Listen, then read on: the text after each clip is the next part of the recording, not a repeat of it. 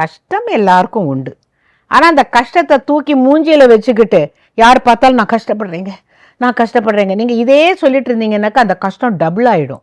அப்படியெல்லாம் இல்லாமல் கஷ்டம் இல்லாதவனே உலகத்தில் கிடையாது, துன்பப்படாதவன் இல்லை அப்படின்னு நினைக்கிற போது மற்றவங்களுடைய துன்பத்தையும் துயரத்தையும் நீங்கள் நினைக்கிற பொழுது இது பரவாயில்லப்பா.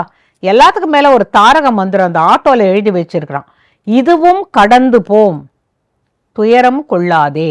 எனக்கு அது ரொம்ப பிடிச்ச வரிகள். இதுவும் கடந்து போம். ஆக மொத்தம் இந்த ஆட்டோ நம்மளை கடந்து போகிற போது நம்ம இதை பார்க்குறோம். அப்போ என்ன நினச்சிக்கிறோம், இன்னைக்கு ரொம்ப கஷ்டமாக இருக்கே, இல்லை இது கடந்து போம், இது மாறிடும். அடுத்த இது எப்படி இரவும் பகலும் மாறி மாறி வருதோ அது போல் துன்பமும் இன்பமும் வந்துக்கிட்டு தான் இருக்கும்.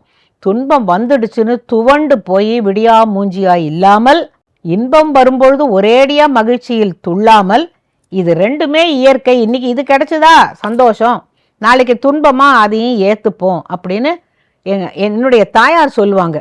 எதுவாக இருந்தாலும் முழுங்கிக்க கற்றுக்கோன்னு. நான் அப்பெல்லாம் எனக்கு புரியாது, முழுங்கிறதுக்கு இது என்ன அல்வாவா முழுங்கிக்கோன்னா, எதையும் முழுங்கிக்கொள் அப்படின்னாக்கா அது வாயில் வரக்கூடாது. துன்பம் இங்கே நான் கஷ்டப்படுறேங்கிற இந்த வார்த்தை வரக்கூடாது. அப்படி வார்த்தை வந்ததுன்னா அந்த வார்த்தையை உள்ள முழுங்கிடு, திருப்பி வரக்கூடாது. இந்த முழுங்கிக்கொள் என்று அது அப்பெல்லாம் அம்மாமார்கள் சொல்லி கொடுத்தாங்க.